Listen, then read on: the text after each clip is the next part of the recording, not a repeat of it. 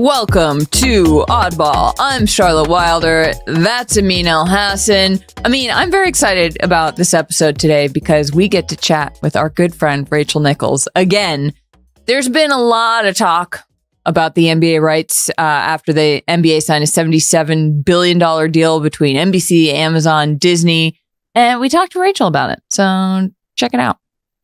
All right, our next guest is friend of the show, one of our favorite people, one of the most plugged-in people in NBA circles, Rachel Nichols. Rachel, thank you for joining us. You stay stuff like that, I'm going to just keep coming around. So. Well, that's why I'm doing it. So, you know. That and the free pizza. I mean, you know. Yeah, you keep... I didn't get any pizza. Well, you know what? It's okay. I'm hot. The NBA is facing a massive sea change. Yes. As it moves to new networks with this huge deal that is in place for, 11 years? 11 years. For 76 billion? Yeah. And Amin and I just wanted to talk to you about, obviously you've seen this league go through a lot of change. Does this feel like one of those moments where, 30 years we look back and say this was a sea change moment? I mean, I think just the continued growth of these broadcast deals and revenue deals under Adam Silver, and we've seen it in all the sports leagues, right? Yeah. What's the main thing Roger Goodell has done in the NFL? He's increased and brought in more revenue. Mm-hmm. What's the main thing that Adam Silver has done? He's increased and brought in more revenue. That is the name of the game for the modern sports owner, is how much can you raise their valuations? How much can you raise the amount of money the league brings in? The fact that we have all these new media companies. The idea that Amazon, right? I want you to think about where we were when the last TV deal was signed. If someone said to you, that bookstore online, they're going to be broadcasting NBA games and the next deal, you would have been like, right. The place I get my toilet paper from? Right. And like the grocery store is going to be broadcasting the NFL. But obviously we've seen things totally evolve. And honestly, I expect them to evolve further. By the end of this deal, the digital rights deal, the digital portion might be actually worth more than the broadcast portion. That's where I wanted to go at with you, because that's the part I think that makes this deal different. Mm-hmm. It is this first time we're going all in, really, not just, hey, we post a lot of stuff on Instagram and on YouTube. Not just, hey, ESPN Plus is there if you need to watch it away from home. Right. We're talking about Amazon having exclusive games on their network that you get through an app. And we're talking about NBC having games exclusively on Peacock. You cannot watch it on NBC or NBC Sports or anything. Right. You have to have this app you have to be subscribed to. I know our friend Jessica Smetana, who is a Notre Dame alum and Notre Dame fan, and she talked about her parents are complaining about being able to find Notre Dame games on the app. How do you think this is going to play out, at least initially, for people trying to find games not on a TV station? Look, I think the people who will look for it on a TV station will find it on a TV station. Peacock's available on TV, and let's not be honest. Is it? Yes. There's a Peacock channel. There's a Peacock channel. Wow. That if you look at the ABC ESPN relationship, you got to pay for ESPN. Yeah. I mean, it's not really that different from NBC and Peacock. But I do think the idea that they're willing to put this exclusive programming on digital platforms, we in the media have been saying for years. And in fact, Meadowlark is one of the loudest early voices on, hey, things are changing, guys. Right. Not everybody watches everything on a big giant flat screen. They watch it on their phone. Having a digital show means something. I think we are now seeing the establishment get to where you guys have been for a while, which is, by the way, a lot of people watch it this way instead of this way. I also think that as everything gets more fractured and everything gets more tailored to the individual, and there are fewer moments of, did you see the finale of that show? Yes. Sports become that much more valuable across all arenas, even for merch or whatever, because it's this one thing where you still have to watch it at a certain time or know what happened. It's interesting that, ESPN is still in the game. TNT probably is not. What do you think happens with an iconic show like inside the NBA? One thing I want to make sure, and I know you guys, I'm sure, have said this too, people seem shocked when I say, no, they're going to be on the air for another year, because there's a lot of perception out there that's it. We saw the last broadcast. These new rights deals have been announced. It starts right away. They don't. TNT still has it for another year.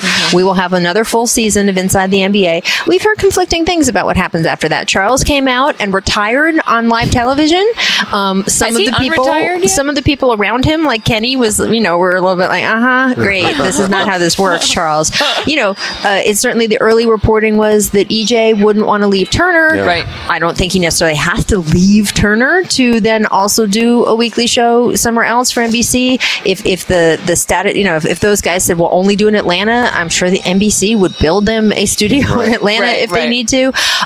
We'll see what happens there. On the other hand, I don't know if they're going to walk off the stage, and it would be suck for us basketball fans. Yeah. They are getting to an age where if they're say, hey, we're looking for a natural breaking point, this might be it. And then maybe Kenny goes and works, for someone else. Shaq's certainly younger. He's going to go work for someone else. But that show as constructed, we'll just have to see. Sort of an elegant exit ramp if they want it. Yeah. It is there. But we're talking about, there's so few things that we say unequivocally this is, right? We argue about who's the best basketball player ever. We argue about who's the best quarterback ever.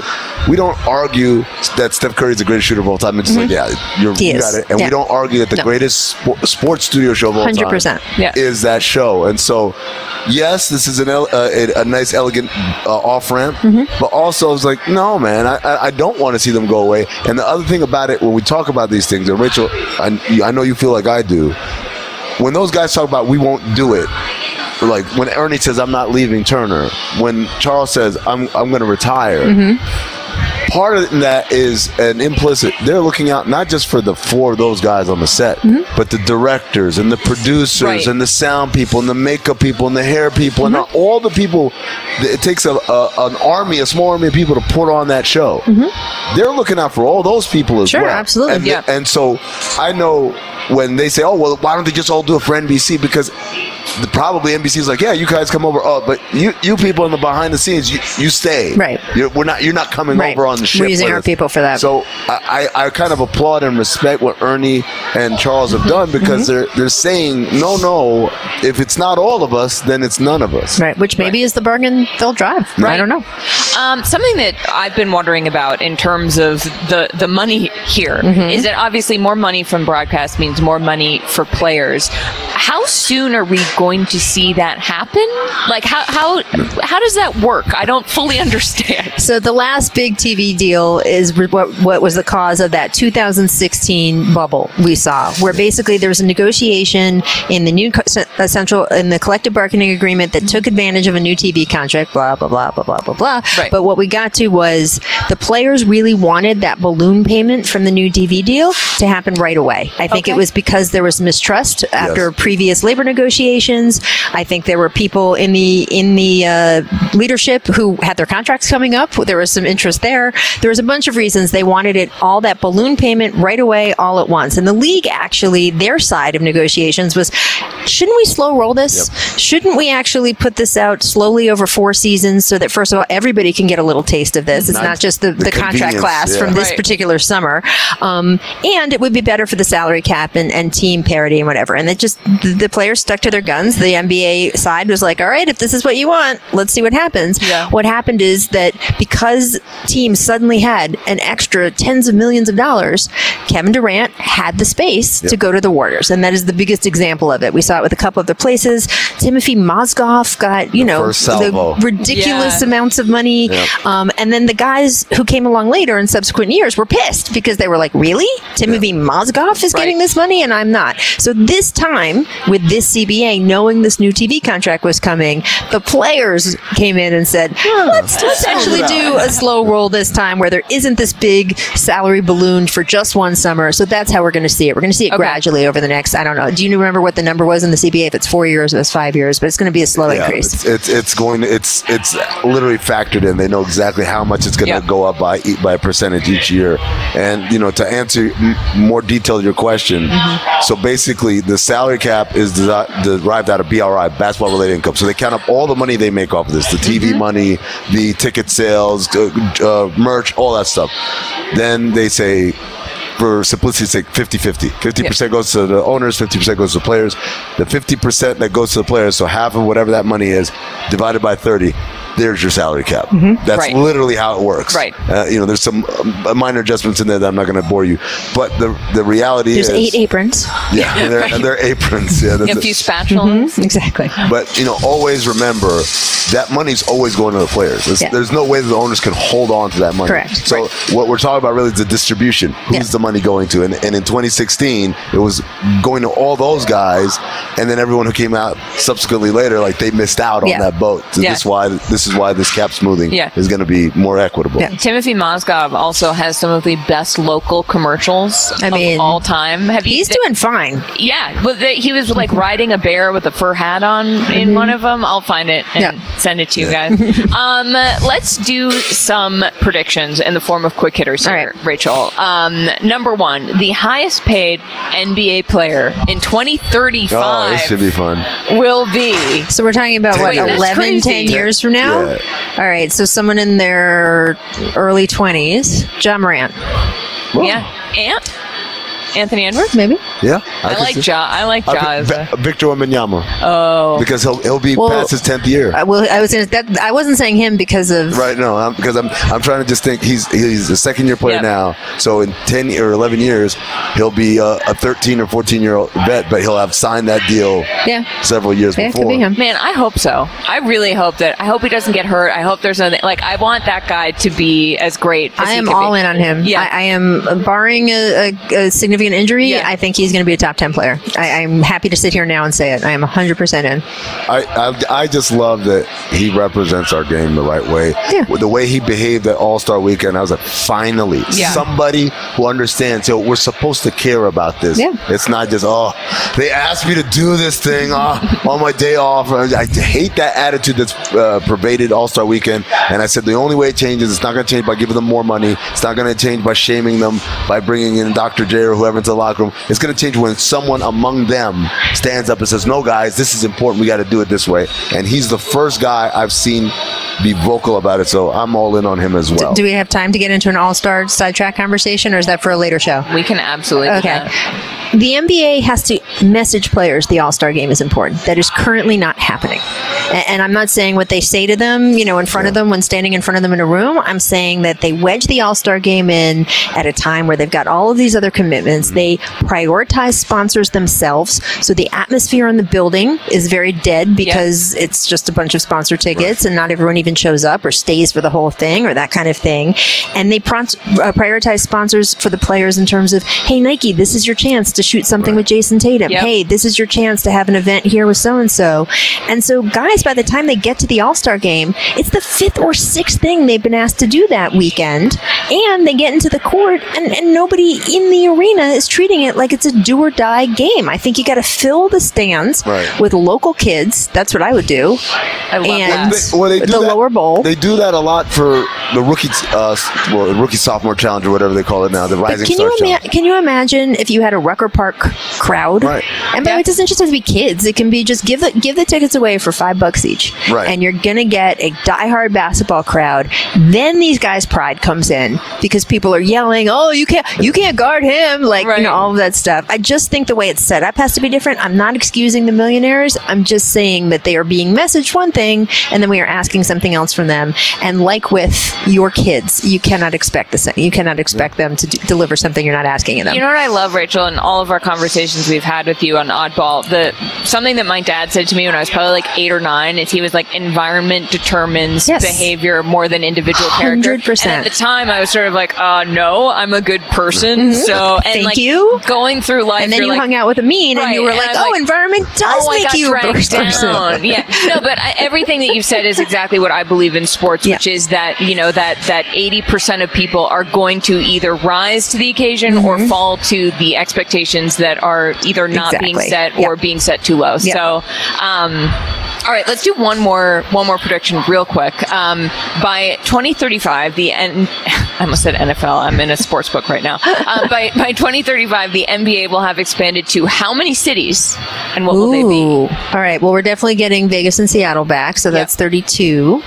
You think that? I think it's probably it for 10 years. I don't think we're getting more than 2 new teams. That feels like they didn't sign all that money to start giving away to another franchise. I think it'll be interesting though to see who's in the. People will be surprised by who is in the expansion draft for those years. I cannot wait. Oh, we are going to get content for months out of those expansion drafts. Incredible stuff. Rachel, thank you so much again. Love being here. We hope to see you a lot more between now and 2035. So careful. I have faith. Okay. Yeah, thank you. I don't know if I'll be This here. is an amazing environment, by the way. Thank you for creating an amazing environment that we can all rise to. I have faith. I'm in. Thank you, Rachel. And speaking of all of this stuff, Charles Barkley has unretired? ? We touched on this during the interview, and a quick recap of his status. Chuck signed a 10-year deal with TNT Sports in 2022. In June, he announced that next year would be his last on TV, but on Tuesday, he said, just kidding, and said he'll stay with the network. Is he going to stay with the network if they don't have basketball? You really think he's not going to call any NBA stuff anymore? Like Charles Barkley is just going to ride off into the sunset, never have an opinion on basketball anymore outside of like March Madness? Come on. Well, he did say he's not leaving Turner even when he unretired. He also said he's not going to retire, or he's going to retire. So like, it's all just words when it comes to Chuck, man. You can't get rid of Chuck that easy. And he already let us know during the finals that he's talked to all the major players, Amazon, ESPN, Disney, and NBC. So it's not like, don't be surprised if we see Charles Barkley on an NBA broadcast. That's all I'm saying. He is just a master of using his platform, and I admire it greatly. I'm excited about what we have on the B block for everybody today, because it is once again the off-court Olympic Games, and we're going to hand out these medals. I think today are some of my favorite off-court antics. Of the options we have to choose from. I can't wait to find out what they are, because as you know, I don't look at the sheet. I just walk in here dry. Just give me what are we doing? I'm reacting. These are my real-time reactions, people. Yeah, no, for sure. Okay, well, we'll see after the break. Okay.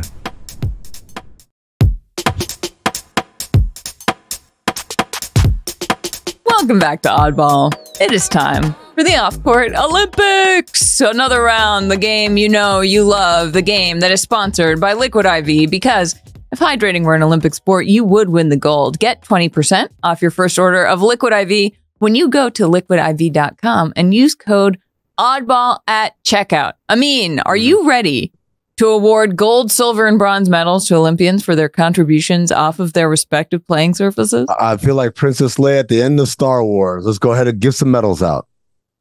Does she do that? She does. Oh, but not to Chewbacca for some reason, because she's racist. More on that later. All right. What do we got first? Okay. The bronze medal, I just want to clarify to anybody watching, I haven't seen Star Wars, so I'm excluding myself from this narrative.